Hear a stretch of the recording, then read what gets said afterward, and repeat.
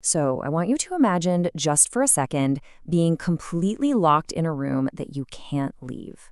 The doors are shut tight, the windows are completely clouded over, and the only company you have is your own family.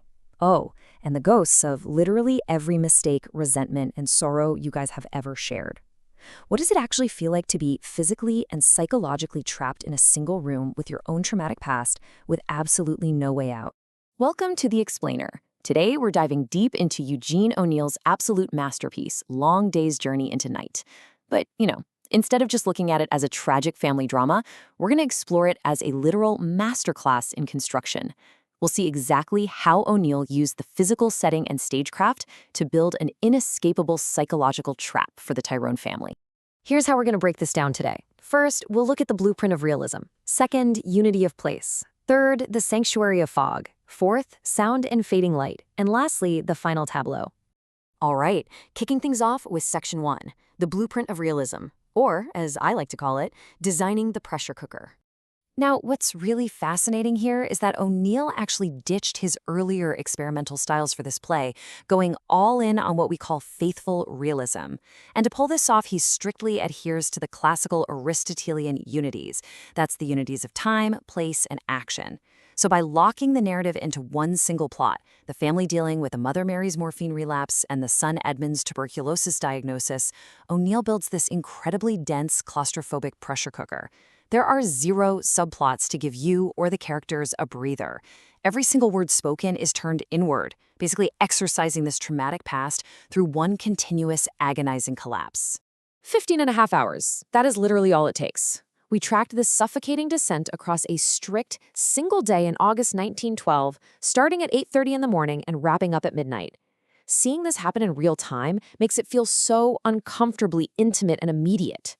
The characters just cannot escape the relentless ticking of the clock. They're locked into this continuous loop of blame, guilt, and denial, from sunrise to midnight. Moving right along to Section 2, unity of place, which is essentially the cage. So here's the real kicker. O'Neill confines the action of the entire play to one single room, the living room of the Tyrone's summer home, the Monte Cristo cottage. By restricting all 4 acts to just this one space, he completely removes any chance of a physical escape route. Think about it. What happens when you're having an awful fight but you have absolutely nowhere to retreat to? The family is forced into these endless, brutal rounds of accusation and confession. The home, which is, usually supposed to be a place of refuge, is completely inverted. It becomes a cage that traps them in their own misery. Which brings us to Section 3, the sanctuary of fog, or the environmental seal. Let's look at the upstairs spare room for a second. As day turns to night, Mary Tyrone physically withdraws upstairs to this guest room to inject morphine. And the symbolism here is huge. It's a space meant for transients, right? Which just screams how much she feels like an outsider in her own home, yet she aggressively claims it as her domain where the men aren't allowed. This internal retreat into her chemical morphine fog perfectly mirrors the dense physical sea fog that's rolling in from Long Island Sound outside, completely swallowing the house. And it's so fascinating to see how this fog plays double duty depending on who you ask. For the Tyrone men, the fog is a wall. It isolates them from the Yankee town that already looks down on their Irish Catholic theatrical roots, forcing them into this suffocating isolation with each other. But for Mary, the fog's a sanctuary. It's this comforting blanket that blurs out the sharp, painful edges of reality. The physical weather outside is a literal, direct manifestation of what's going on in their heads. All right, Section 4, sound and fading light, essentially the sensory intruders.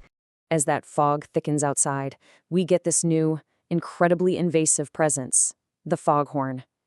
Described in the sources as moaning like a sick whale in the backyard or a mournful wail in labor, this sound acts as an auditory intruder.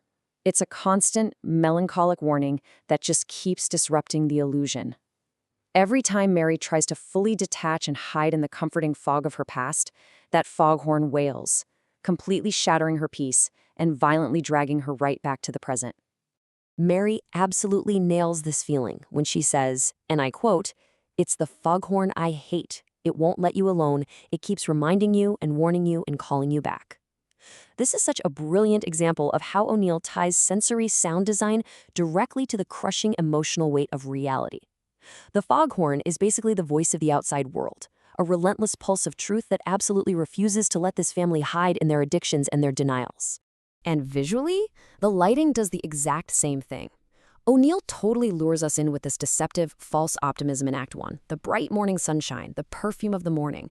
But as the day drags on and the family's illusions start falling apart, the light literally drains from the stage. We track this descent all the way to Act 4, which drops us into this sepulchral darkness lit by just one single dim light bulb.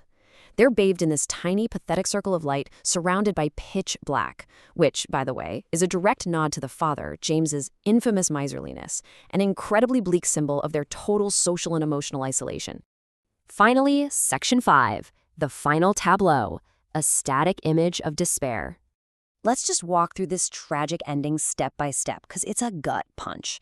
The men, James, Jamie, and Edmund, are sitting there totally trapped in that miserable dim light, heavily intoxicated. Then Mary slowly descends the stairs, completely gone in a heavy morphine haze. She's dragging her old satin wedding gown behind her, utterly disconnected from her husband and her sons, just entirely lost in a delusion of her youth. And the play just ends right there. They form this static tableau. There's no grand resolution, no walking off into the sunset.